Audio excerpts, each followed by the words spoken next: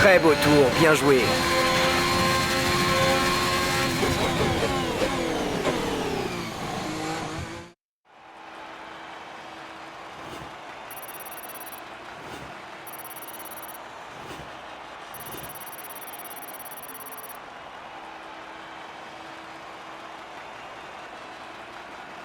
Maintenant que les qualifications sont terminées, revoyons qui sont les 3 premiers du jour. Le prodige, Verstappen et Lance.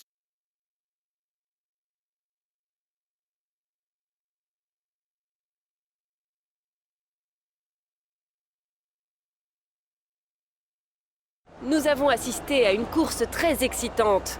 Êtes-vous de cet avis? Vous avez obtenu un bon résultat durant les qualifications. Vous devez être soulagé de finir aussi bien, n'est-ce pas? La météo n'a pas été idéale durant les qualifications. Comment voyez-vous les choses?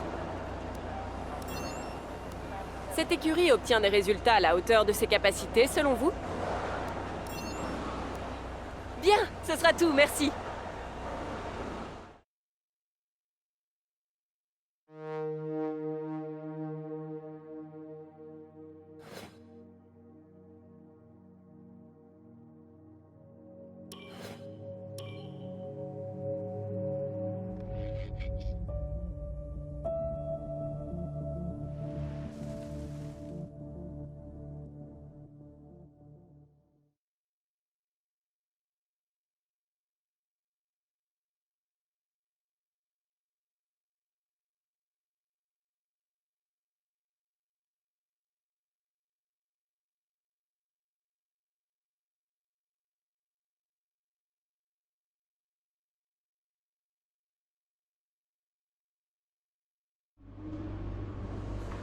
Bon, je crois qu'on peut parler de qualification réussie. On s'est donné les meilleurs.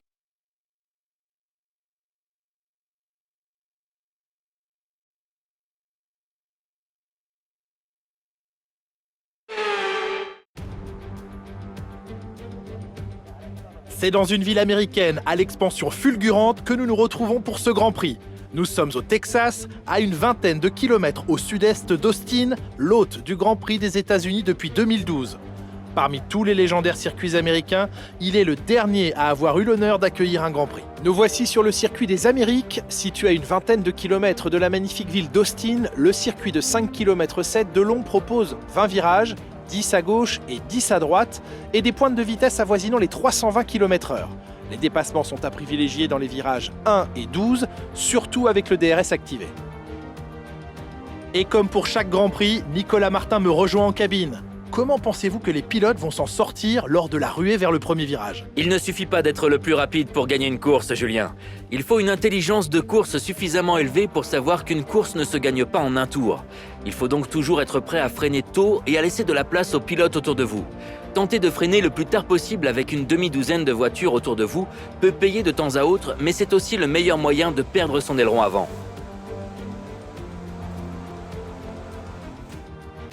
Le moment est venu de voir la composition de la grille après la passionnante séance de qualification d'hier.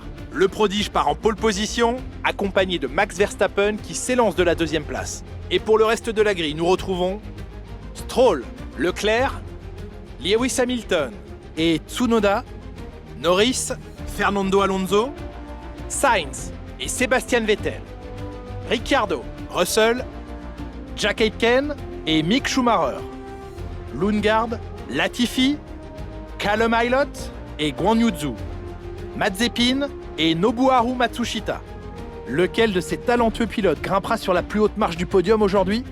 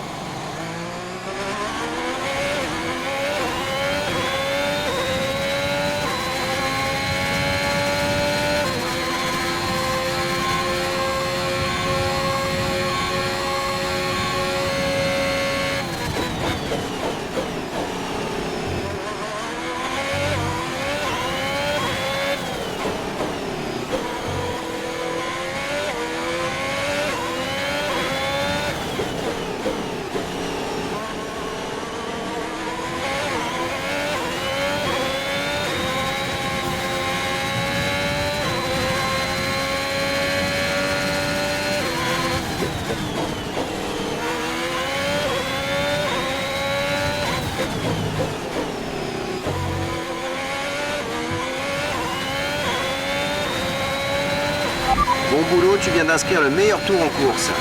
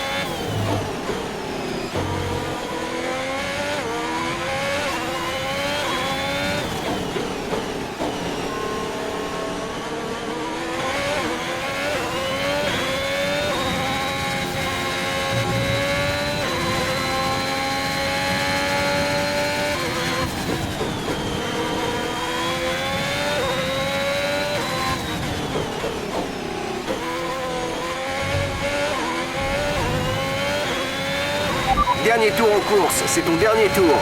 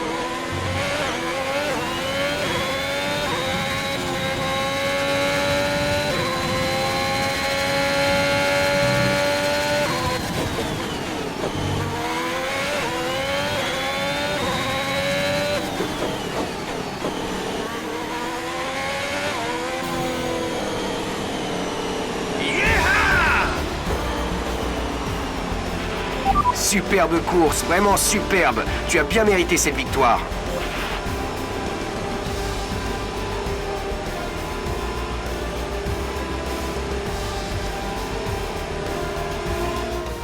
Et avec la victoire d'aujourd'hui, il s'empare du titre des pilotes.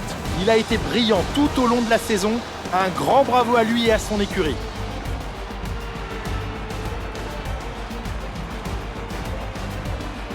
Dites-moi Nicolas, comment a-t-il réussi à décrocher cette victoire aujourd'hui? Je pense qu'on peut en grande partie attribuer ce résultat à leur tempérament. Ils ont réussi à garder la tête froide, alors que le reste du plateau montrait des signes de nervosité. Ils ont tiré le maximum de leur monoplace, optimisé leur stratégie et évité les ennuis.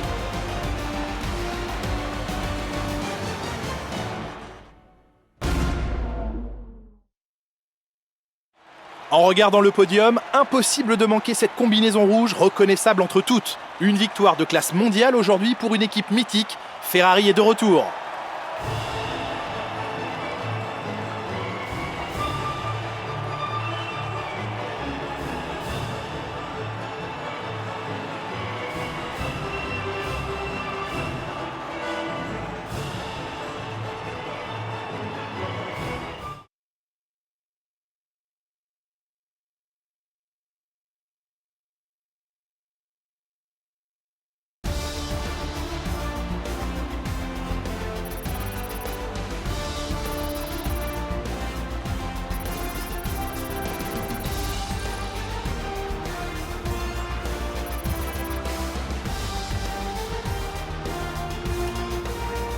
Alors Nicolas Martin, qui serait pour vous le pilote du jour? Daniel Ricciardo m'a beaucoup impressionné aujourd'hui. Il a réalisé une performance incroyable. Rien ne peut remettre en question le classement des constructeurs à ce stade, mais Ferrari a définitivement pris son envol au classement et se retrouve hors d'atteinte. C'est un nouveau triomphe pour l'écurie italienne qui remporte le championnat du monde des constructeurs.